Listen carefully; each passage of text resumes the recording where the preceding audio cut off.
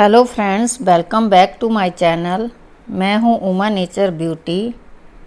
तो आज 31 अगस्त को कृष्ण पक्ष की रामनवमी को गुग्गा जयंती है।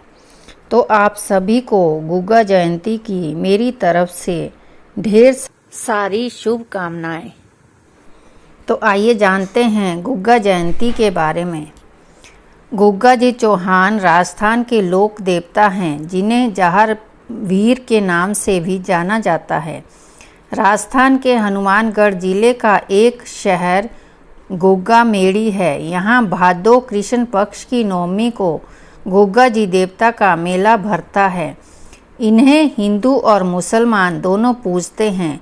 गुजरात में रेवाड़ी जाति के लोग गुग्गा जी को गोगा महाराज के नाम से बुलाते हैं। गुरु गोरखनाथ के परम शिष्य थे गोगा जी। उनका जन्म विक्रम संवत 1003 में चूरू जिले के ददरेवा गांव में हुआ था। सिद्धवीर गोगा देव के जन्म स्थान राजस्थान के चूरू जिले के दत्तखेड़ा ददरेवा में स्थित है, जहां पर सभी धर्म और संप्रदाय के लोग मत्था टेकने के लिए दूर दूर से आते हैं। कायम खानी मुस्लिम समाज उनको जहार पीर के नाम से पुकारते हैं तथा उक्त स्थान पर मत्था टेकने और मन्नत मांगने आते हैं।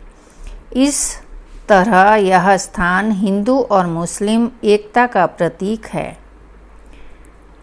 मध्यकालीन महापुरुष गोगा जी की जन्म भूमि पर आज भी उनके घोड़े का अस्तबल है और सैकड़ों वर्ष बीत गए, लेकिन उनके घोड़े की रकाब अभी भी वहीं पर विद्यमान है।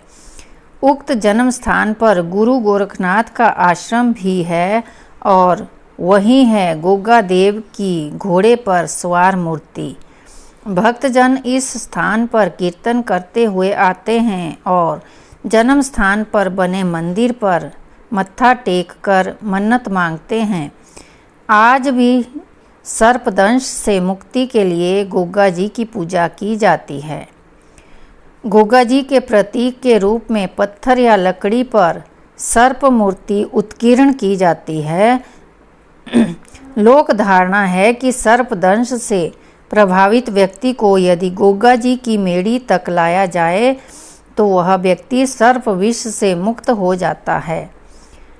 भाद्रपद माह के शुक्ल पक्ष तथा कृष्ण पक्ष की नवमी को गोगा जी की स्मृति में मेला लगता है।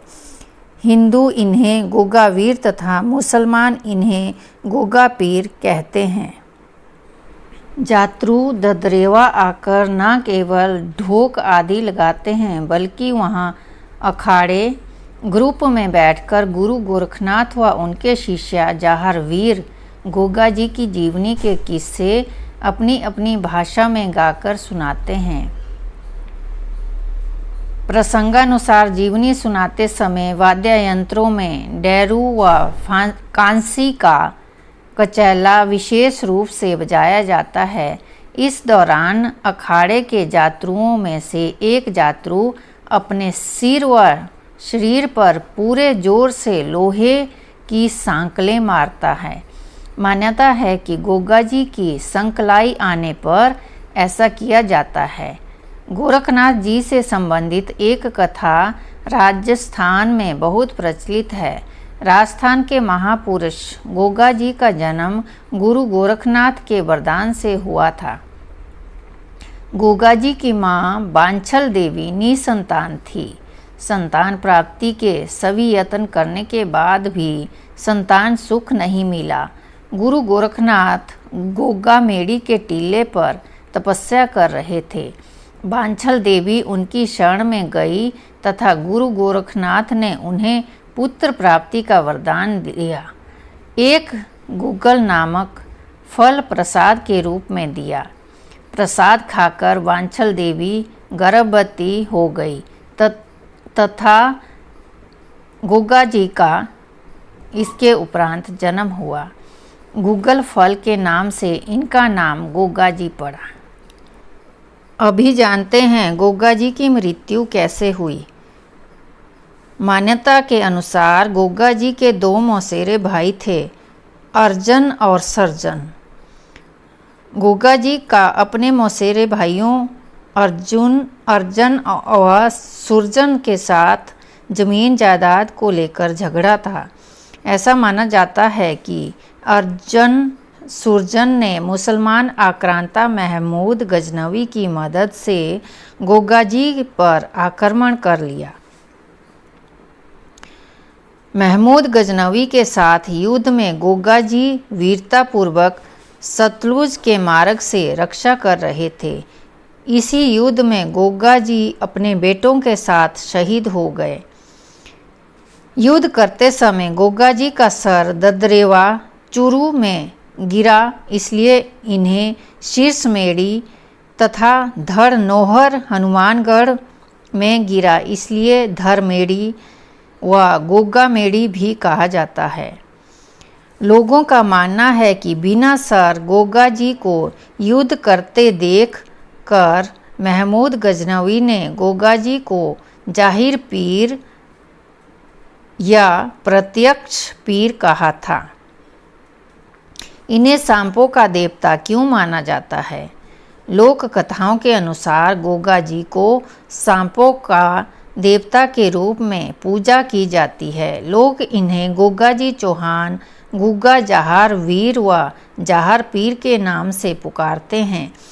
पौराणिक कथा के मुताबिक गोगा देवता की पूजा करने से सांपों से रक्षा होती है।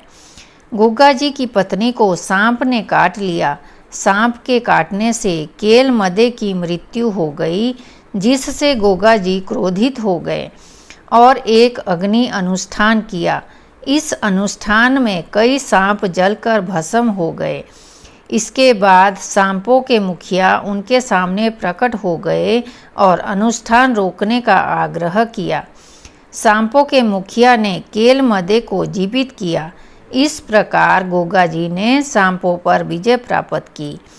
तभी से गोगा जी सांपों या नागों के देवता के रूप में पूजे जाते हैं।